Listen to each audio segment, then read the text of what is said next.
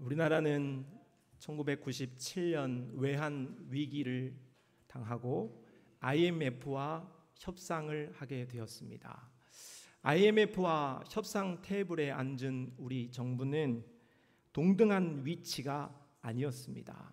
그야말로 우리는 슈퍼 을이었습니다. 그들은 슈퍼 갑이었죠. 그 결과 타결이 되었지만은 국가적인 그리고 사회적인 많은 좋은 것들을 외국과 또 다른 국가에 내어줘야만 했고 또 고통의 많은 세월을 겪어야 했습니다. 분쟁이나 어려움을 폭력이나 전쟁이 아닌 말로 해결하는 협상은 바람직하죠. 그러나 어떤 사건이나 문제든지 그 협상의 자리에 앉기까지는 어렵습니다. 협상까지 가는 것 자체가 어렵죠. 그러나 협상 자리에 어렵사리 앉았더라도 그 협상을 동등하게 타결하거나 그것을 결론낸다는 것은 더더욱 어려운 일이라고 할 수 있겠습니다. 모세와 바로는 첨예한 의견 차이, 입장 차이가 있습니다. 바로의 입장은 자신들의 경제의 기반이 되어지는 무임금으로 노동력 착취하고 있는 이 히브리인 노예들을 그냥 보낼 수 없다는 것입니다. 분명한 사실이죠. 그러나 모세 입장에서는 하나님의 사명을 받아들고 오늘 이 히브리 민족을 이곳에서는 하나님을 제사할 수 없기에 3일 긴 담론을 통하여서 광야로 나아가 하나님이 약속한 땅으로 들어가서 하나님을 섬길 수 있는 제사장 나라를 섬기는 그것도 포기할 수 없는 것입니다. 그러니 모세도 바로도 가지고 있는 그들의 생각과 그들의 의견이 너무나 상충되기 때문에 한쪽이 포기해야 하고 한쪽이 져야만 이 모든 문제는 끝이 나는 상황입니다. 그러나 애굽 왕 바로는 아까 말씀드린 대로 협상에 있어서 슈퍼 갑이고 모세는 슈퍼 을입니다. 오늘 바로는 제국의 왕입니다. 1인자 신으로 추앙받고 있는 사람이고 모든 권력을 쥐고 있습니다. 반면 모세는 가진 것이 없어요. 히브리 그 제국의 노예 출신 성분으로 그가 의로운 일을 한다고 했지만은 그것이 들통나서 40년 전에 광야로 쫓겨가야 했던 도망자 신세, 망명자 신세, 잊혀진 자에 불과한 것입니다. 그러니 바로와 모세는 전혀 격이 맞지 않는 협상의 대상자들이었던 거죠. 그런데 놀랍게도 오늘 모세와 바로가 협상을 이어가게 됩니다. 그것도 장장 6개월 동안에 9차례 협상 테이블에 앉아서 협상을 하게 됩니다. 바로가 그 기세등등한 바로가 모세를 왜 만나주고 협상 테이블에 앉게 되었을까? 그것은 모세가 가지고 있었던 카드가 있었기 때문이죠. 협상을 하는 카드 말입니다. 그 카드는 누가 주셨어요? 하나님이 주셨습니다. 그 카드는 바로 하나님께서 베푸시는 능력, 기적이었습니다. 그것이 없었다면 바로가 모세를 쳐다볼 리도 없고 대화를 나눌 일은 더더욱 없겠습니다. 그 카드는 기적이었지만 반면 이 애굽 입장에서 바로 입장에서는 재앙이었던 것이죠. 모세와 바로가 협상 테이블에 앉아 서로가 가진 카드를 쥐고 협상을 해갑니다. 방금 말씀드린 대로 모세가 가진 카드는 뭐다? 하나님의 기적. 뭐다? 하나님의 기적. 그러면 바로가 가진 카드도 있었겠지요. 바로가 가진 카드는 무엇이냐? 문명이었습니다. 기적과 문명의 대립, 충돌이 일어나게 되어진 것이죠. 오늘은 바로와 모세의 9차례 협상의 과정 가운데 오늘 본문 출애굽기 8장에 기록되어져 있는 2차, 3차, 4차 협상의 과정을 살펴보면서 오늘 이 아침에 함께 은혜를 나누고자 합니다. 먼저 두 번째 협상 과정을 오늘 1절로 15절에서 말하고 있습니다. 2절을 같이 읽어보도록 하겠습니다. 시작. 네가 만일 보내기를 거절하면 내가 개구리로 너의 온 땅을 치리라. 모세가 애굽 물들 위에 손을 내밀자 나일강의 개구리들이 올라와서 애굽 온 땅을 덮었습니다. 이집트에서는 이 홍수가 범람하는 10월에서 11월 정도가 되어지면 개구리들이 이렇게 출몰하게 되었다고 합니다. 이집트인들은 이렇게 나타난 개구리들을 보고 풍요와 다산의 상징으로 그렇게 좋게 생각했다는 거예요. 그러나 한 번 더 나아가서 이들은 개구리를 볼 때에 이 개구리의 수를 조절하는 헤케드 여신을 생각하면서 야, 이 헤케드 여신이 오늘 우리에게 축복을 주려나 보다, 우리에게 풍요를 주고 다산을 주려고 한다, 그렇게 생각했다는 거지요. 그런데 오늘 한번 그림에서 헤케드 여신이 어떻게 생겼는지 보면 여자예요. 근데 얼굴이 어떻게 생겼어요? 개구리예요. 그러니까 사람들이 참 어리석기도 하죠. 개구리를 신으로 생각하고 소도 신으로 생각하는 그런 총명이, 하나님을 떠난 인생들의 총명이 어두워진 그런 모습이다, 이렇게 할 수 있는데, 이 여신이 풍요와 다산을 다스린다, 그렇게 생각한 거예요. 그런데 하나님께서 개구리의 수를 조절하지 못하도록 개구리가 온통 개굴개굴, 어떤 개구리는 세게 소프라노로 개굴개굴, 어떤 개구리는 베이스로 개굴개굴, 합창을 하면서 개구리가 쇼를 펼치고 있었다 하는 것이죠. 이 모습을 통하여서 애굽 사람들은 우리가 오늘 지금 풍요와 다산이 임하는 것이 아니라 개구리로 인하여서 고통을 당했다 하는 것이죠. 그 고통을 당한 오늘 애굽 사람들의 생각 속에 헤케트가, 이 여신이 우리에게 이렇게 개구리를 숫자를 조절하지 못할 정도로 무능하단 말이야 하는 생각을 하게 됐겠죠. 우리 하나님께서는 오늘 헤케트 여신을 무력화하시면서 풍요와 다산을 주관하는 이는 헤케트가 아니다, 바로가 주는 것이 아니다, 풍요와 다산은 오직 전능하신 유일하신 하나님이 주신다 하는 것을 우리에게 가르쳐 주는 줄로 믿습니다. 여러분, 우리가 서울에 사는 사람들이, 저는 그 말을, 제가 그런 말을 주변 사람들을 하면은 자격지심 아니냐 그런 말을 하는데, 저는 정말 듣기 싫은 말 중에 하나가, 서울에 사는 사람들이 지방에 하는 말을 굉장히 듣기 싫어합니다. 자기들은 수도에 살고 우리들은 지방에 산다 하는 그런 말이니까, 제가 지방에 살아서 자격지심인지 몰라도 그 말이 굉장히 별로 좋지 않습니다. 광주에 가면 광주에 간다 그러고, 부산에 가면 부산에 간다 그러지, 서울만 벗어나면 지방에 간다, 그런 별로 좋은 표현이 아니라 저는 그렇게 지방 사람으로서 생각합니다. 그런데 우리가 착각하는 것 중에 하나가, 그럼 서울 사는 사람들은 다 잘 사냐? 그런가요? 아니요, 그렇지 않아요. 그럼 서울 사는 사람들이 다 부자냐? 그래요? 아니요, 그렇지 않아요. 서울 살지만 노숙자들도 있고 다리 밑에 사는 사람들도 많아요. 그런데 저는 한 가지 궁금한 생각이 들었어요. 서울에 산다고 강남 사는 것도 아니고 변두리 살고 정말 없이 사는 사람들도 많을 텐데, 저 사람들이 직장도 없고 저렇게 구걸하고 어렵게 사는데 굳이 그렇게 서울에 살면서 그렇게 아둥바둥 살까? 시골에는 일자리도 부족하고 집값도 싼데 그냥 좀 저도 지방이라는 좀 시골 내려와서 좀 국토 발전에 이바지하고 좀 그렇게 좀 살면 안 되나, 그런 생각을 늘 했어요. 그런데 어떤 EBS 프로그램을 보면서 왜 서울 사는 가난한 사람들이 밑으로 내려오지 않는가에 대해서 그 연구를 보고 납득이 됐습니다. 가난한 사람일수록, 그리고 힘든 사람일수록 서울에 살려고 하는 이유는, 예를 들자면 지하철과 같은 아주 비싼 이런 기반 시설들을 싼 값에 이용할 수 있기 때문이라고 합니다. 우리 자동차 사는 것은 내 돈 주고 우리가 살 수 있지만 지하철 살 수 없죠. 그런데 지하철은 너무나도 편리한 거예요. 막대한 사회 자본이 들어간 그 시설들을 돈이 없어도 가난해도 쉽게 이용할 수 있고 문화를 누릴 수 있고, 또 사람들이 많기 때문에 그 가난한 사람들을 돕는 사람들이 더 많기 때문에 그것을 벗어날 수 없다고 하는 보고를 보았습니다.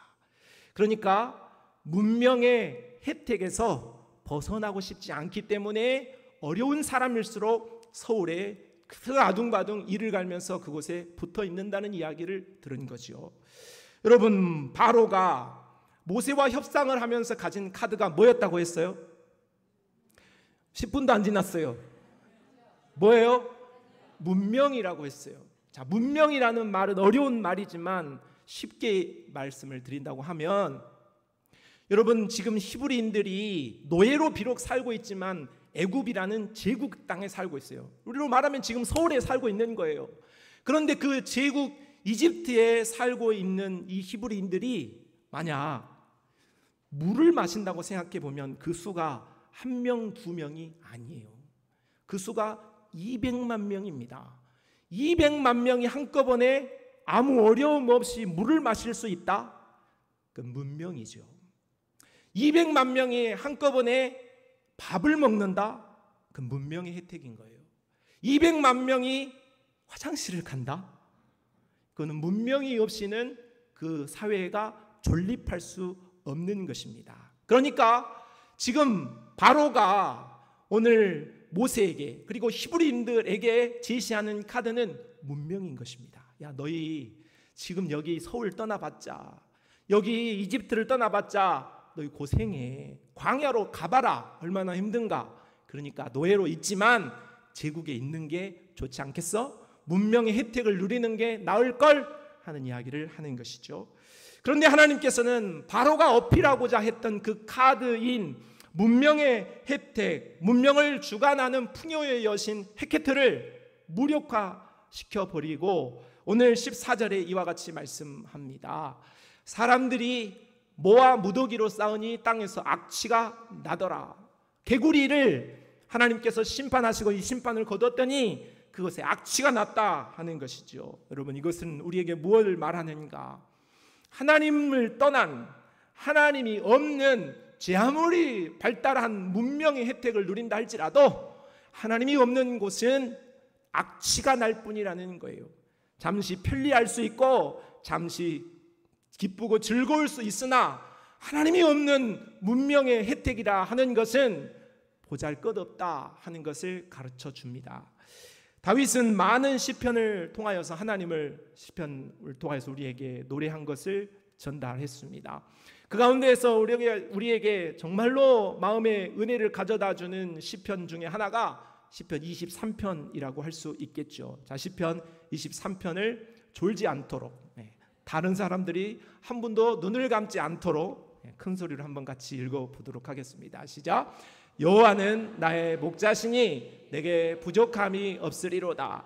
그가 나를 푸른 풀밭에 누이시며 쉴만한 물가로 인도하시는도다. 내 영혼을 소생시키시고 자기 이름을 위하여 의의 길로 인도하시는도다. 자, 다윗이 지금 여호와는 나의 목자가 돼서 부족함이 없다고 말하면서 오늘 그가 어디에 있다고 말하는지요? 그가 나를 푸른 풀밭에 누이신다. 또 쉴만한 물가로 인도하신다. 여기가 수도입니까? 여기가 서울인가요? 아니에요.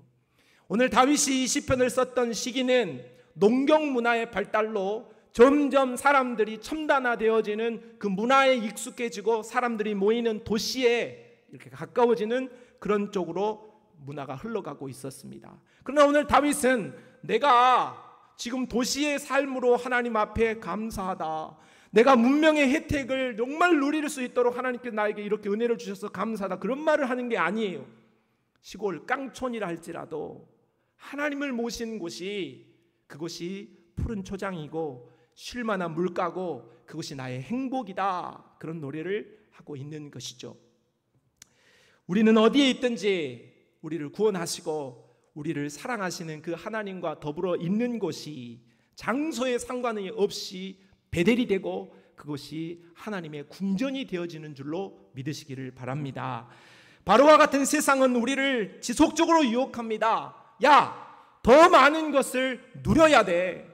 더 많은 것을 가져야 돼.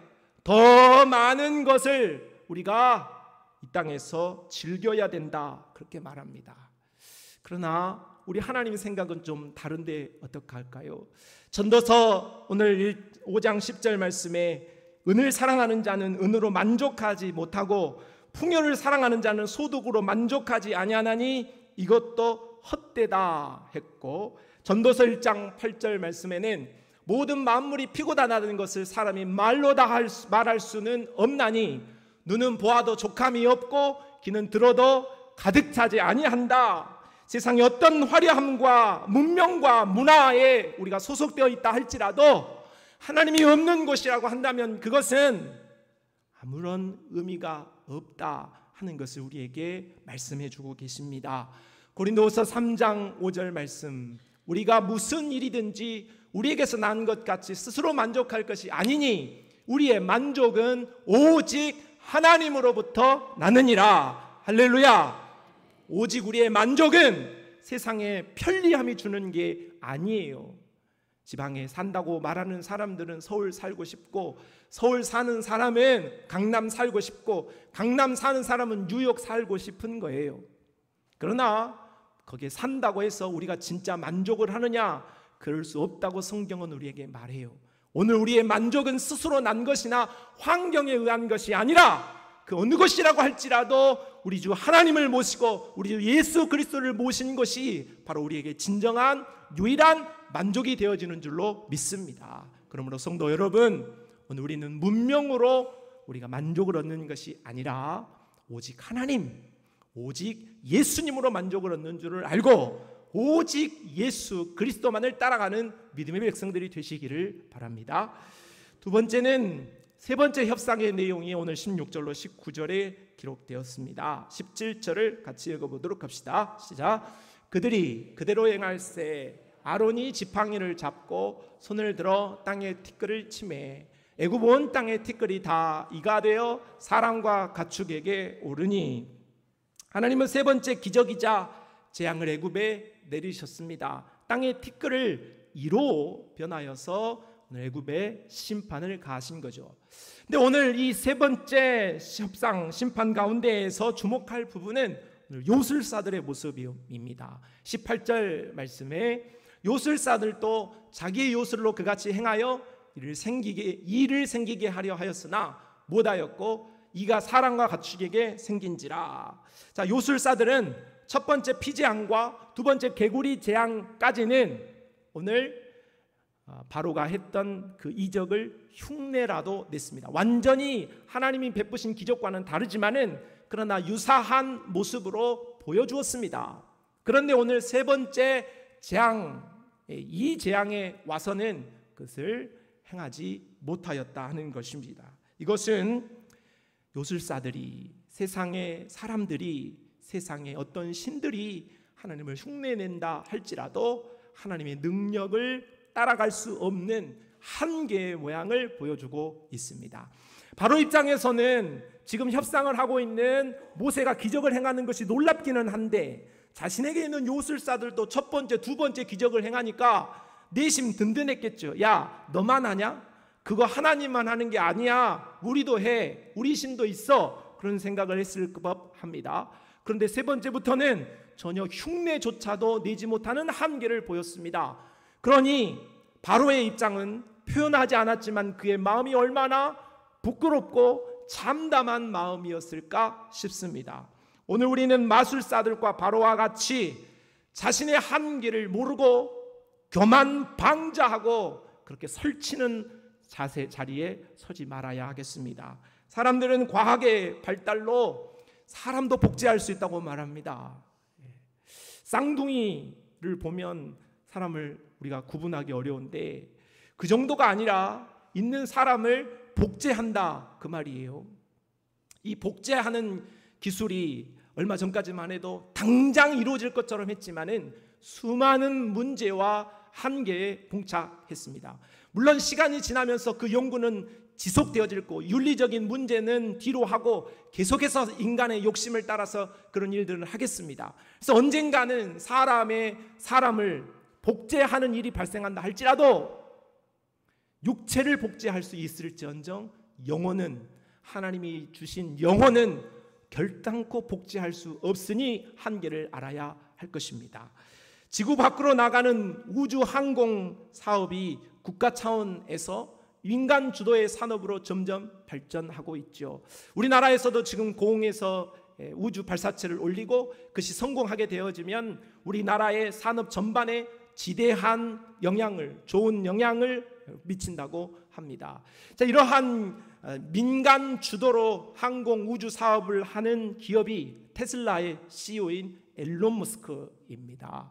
그는 지금 달나라에 가겠다, 사람들을 막 몇 명씩 지금 왕복하겠다 막 하면서 대단히 우주를 향하여서 지금 지구를 넘어서는 그런 인간의 야욕의 속도를 내고 있는 일에 앞장서고 있다고 볼 수 있겠습니다. 그러나 이러한 우리가 우주를 가겠다, 지구를 넘어서겠다 하는 그런 상황 속에서도 여러분, 오늘 폭우가 왔습니다. 때로는 폭설도 옵니다. 폭풍이 와요. 그런데 정말로 똑똑하다는 과학자들이 이러한 자연재해를 주는 원인에 대해서 말끔히 그 원인을 말하지 못합니다. 오늘 온 지구가 뜨거워서 그렇다 하는 그런 과학자들도 있지만, 그러나 그 반면 그런 이유가 아니다 하는 말로 또 이 모든 원인을 파악하고 있는 분들도 있는 거예요. 말끔하게 해결되어진 것이 아니라 하는 것이죠. 그러니 오늘 우리는 우주로 가고자 하는 그런 교만한, 우주를 지배하고 다스리겠다, 하나님이 없다 하는 그런 교만한 마음을 가지고 있어도 오늘 우리는 우리의 것을 아무것도, 주변에 있는 자연재해도 원인을 분석하지 못할 뿐더러 그것이 우리에게 닥쳐지는 위험을 다 해결하지 못하는 정말로 너무나도 나약한 한계를 지니고 있다 하는 것을 알아야겠습니다. 그러므로 우리는 천지를 창조하신 하나님의 능력에 근접하지도 못하는 나약한 존재인이라는 사실을 알고 겸손해야 할 줄로 믿습니다. 예수님께서 길을 가시다가 날 때부터 맹인 되었던 사람을 보셨습니다. 그리고 그를 불러서 침을 바닥에 뱉고 그 침으로 진흙을 이겨서 눈에 바르고 실로암 못에 가서 씻으라 명령을 들었던 맹인이 듣고 가서 깨끗하게 나음을 입고 왔습니다. 감사한 일이고 좋은 일이지요.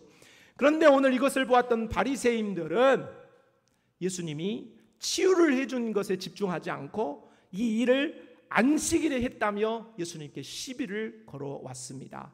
많은 논쟁 끝에 우리 예수님께서 결론적으로 39절에 이렇게 말씀하셨습니다. 요한복음에 예수께서 이르시되 내가 심판하러 이 세상에 왔으니 보지 못하는 자들은 보게 하고 보는 자들은 맹인이 되게 하려 함이라 하시니, 자신이 맹인이라고 인정하는 자는 볼 것이고 자신이 맹인이 아니라고 하는 자는 보지 못할 것이라고 말씀하십니다.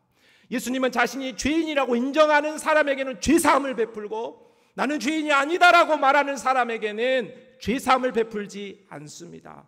나는 연약한 존재고 한계가 있습니다라고 인정하는 자에게는 은혜를 베푸시지만 나는 한계가 없습니다, 나는 내 맨 주먹을 믿습니다 하고 사는 자에게는 용납하심을 허락하지 않는다고 말씀하시는 거죠. 성도 여러분, 우리는 하나님 앞에서 내가 맹인됨을, 내가 죄인됨을, 내가 한계가 있음을 인정할 수 있는 믿음으로 서시기를 바랍니다. 그리하여서 하나님으로부터 용서, 죄사함, 용납하심을 얻고 하나님의 자녀의 권세를 누리는 우리 모든 성도들이 되시기를 바랍니다.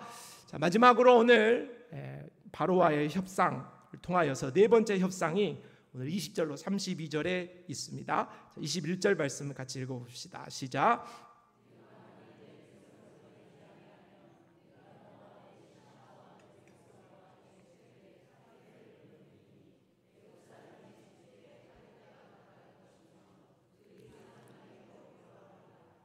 자, 네 번째 기적이자 재앙은 애국 각각 집집마다 파리떼가 들끓게 되었습니다. 자, 이 파리떼는 바로 애굽의 신, 태양신을 무력화하시는 하나님의 권능이었다고 결론부터 말씀을 드립니다. 자, 애굽에 있는 태양신을 숭배하게 되어지는데 참 재미있는 것은 한번 그림을 보시면 이 태양신이 모습이 같은가요? 다릅니다. 자, 아침에 이 태양신을 케프리라고 부르고 점심의 태양신을 라로 부르고 저녁의 태양신을 아톰이라고 불러요. 다른 신이 아니라 한 태양신인데 이것을 아침, 점심, 저녁에 따라 그 이름을 부른다는 거죠. 자, 그런데 오늘 20절 여호와께서 모세에게 이르시되 아침에 일찍이 일어나 바로 앞에 서라. 그가 물 있는 곳으로 나오리니 했어요. 자, 이 말은 바로가 물 있는 곳에 아침에 나왔다 그 말이에요. 왜 나왔냐? 태양신을 숭배하기 위해서 나왔어요. 그런데 이 태양신을 어떤 태양신을 숭배하기 위해 나왔냐? 그림을 다시 한번 보여주세요. 아침에 나왔다고 했죠. 아침. 누구죠 그러면? 풍뎅이. 똑똑해요. 제가 그 이야기 하려고 그래요. 아침에 나와 있는 태양신의 이름을 뭐라고요? 케풀이라고 해요. 그런데 그 케풀이의 얼굴을 보시면 어떤 권사님이 풍뎅이라고 했는데 더 정확하게 말하면 쇠똥구리입니다. 쇠똥구리. 신이 쇠똥구리. 아까는 개구리, 이번에는 쇠똥구리. 기가 막혀요. 그런데 이 쇠똥구리가 하는 일이 뭐냐? 동물의 변을 먹어요. 그 동물의 변에 있는 파리가 알을 깐 구더기를 잡아먹는단 말이에요. 그러니까 이 캐프리가 변에 있는 구더기를 잡아먹어서 파리떼가 창궐하지 않게 하는 역할을 하는 거죠. 자, 그런데 오늘 하나님께서 갑자기 파리떼를 겁나 많게 해버렸어. 엄청 번성할 수 있도록 그렇게 하나님께서 하신 거예요. 이 말은 하나님께서 태양신 케프리의 능력, 쇠똥구리의 능력을 무력화시켜 버렸다 하는 것으로서 우리 하나님이 이들을 심판하신 것이라고 할 수 있겠습니다. 그런데 오늘 애굽 땅에 이러한 파리떼의 공격이 있었지만은 그러나 보호를 받은 구역이 있었죠. 그것은 바로 히브리 민족들이 살고 있는 고센 땅이었습니다. 22절과 23절을 같이 읽어보겠습니다. 그날에 나는 내 백성이 거주하는 고센 땅을 구별하여 그곳에는 파리가 없게 하리니 이로 말미암아 이 땅에서 내가 여호와인 줄을 네가 알게 될 것이라. 내가 내 백성과 네 백성 사이를 구별하리니 내일이 표징이 있으리라 하셨다 하라 하시고, 어부가 바다에 나아가서 그물을 던져서 고기를 잡습니다. 그런데 그 그물에 걸려 나온 것을 물가로 나와서 다 선별하는 작업을 할 때에 모든 잡아 있는 고기를 다 그릇에 담지 않죠. 쓸모없는 것은 그릇에 담지 않고 버리는 것입니다. 끝날 예수 그리스도께서 다시 오실 그날에 천사들이 와서 바로 하나님을 섬기는 의인은 천국으로 들이실 것이고, 하나님을 부인하는 악인들은 풀무불에 버려버릴 것이라고 우리 예수님께서 말씀하셨습니다. 우리가 동일한 세상을 살고 있는 것 같죠. 오늘 우리가 이 지구촌에, 그리고 우리가 동일한 시대에 수많은 사람들과 함께 우리가 살고 있는 것 같죠. 우리의 끝이 같을 것 같죠. 그렇지 않습니다. 오늘 우리는 이 땅에서 어떤 모습으로 사는 것과 관계없이 우리 하나님께서는 우리를 구별하신다고 말씀하고 있습니다. 모두 다 천국으로 들였으면 좋겠다, 그런 신학을 주장하는 사람이 있지만 그건 하나님께서 그렇게 말씀하지 않으셨어요. 하나님께서는 구별하시겠다고 말씀하셨으니 저는 그 말씀대로 되리라고 믿습니다. 오른쪽과 왼쪽으로 구별되어질 것입니다. 악과 선, 생과 사, 그리고 벌과 우리에게 생명으로 하나님께서 우리를 구별하실 것입니다. 영혼과 우리에게 영벌을 주실 것이므로 그때에는 기쁨과 슬픔, 감사와 후회로 극명히 우리는 구별되어지게 될 것이지요. 그러면 우리가 이렇게 구별되어지는 기준이 무엇인가? 요한일서 5장 12절을 같이 읽어보도록 합시다. 시작.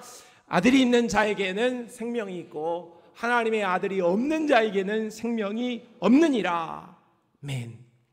아들입니다. 하나님의 아들 예수 그리스도가 있는 자에게는 영생이, 예수 그리스도가 없는 자에게는 영벌로 완전하게 극명하게 구별되어진다 말씀하고 있습니다. 성도 여러분, 우리는 다른 건 몰라도 이 땅을 사는 동안에 예수 그리스도를 분명하게 모시고 그 예수 그리스도를 따라가는 그런 성도들이 다 되시기를 바랍니다.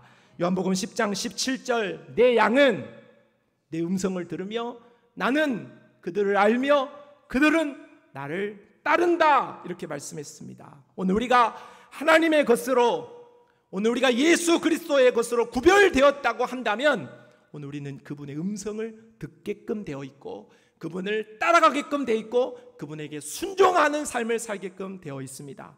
하나님 앞에 구별되어져서 부름을 받은 성도들이여 예수 그리스도께서 원하시는 인생을 살아가는 그런 믿음의 백성들이 되시기를 바랍니다. 이러한 자들에게 약속하신 은혜가 요한복음 10장 28절 말씀이죠. 우리 말씀을 읽고 마치겠습니다. 내가 그들에게 영생을 주노니 영원히 멸망하지 아니할 것이요 또 그들을 내 손에서 빼앗을 자가 없느니라. 아멘. 오늘 우리가 예수 그리스도의 것으로 분명하게 고센 땅이 구별되었듯 예수 그리스도 안에서 구별되었다고 하면, 그리고 그 예수 그리스도를 목자 되시는 음성을 듣고 따라가는 양이라고 하면 우리 예수 그리스도께서 우리를 끝까지 보호하여 주시고 오늘 우리를 악의 어떠한 무리 속에서 어떠한 환경과 어려움 속에서도 우리가 그들에게 먹히지 않도록 우리 하나님께서 우리를 보호하여 주시고 오늘 우리를 승리하게 하여 주실 줄로 믿습니다. 오늘 우리의 모든 삶이 그리스도 안에서 승리할 수 있는 삶이 되기를 바랍니다. 하나님 아버지 감사합니다. 오늘 여러 가지 심판을 행하신 우리 하나님 모습을 통하여서, 그러나 고센 땅을 구별하신 하나님의 은총도 살펴보게 되었습니다. 오늘 우리가 예수 그리스도가 우리의 참 구주가 되시고 참 생명이 되심을 믿고 그 예수 그리스도 한 분만 따라갈 수 있는 그런 믿음의 승리자들이 다 되게 하여 주시옵소서. 예수님의 이름으로 기도합니다. 아멘.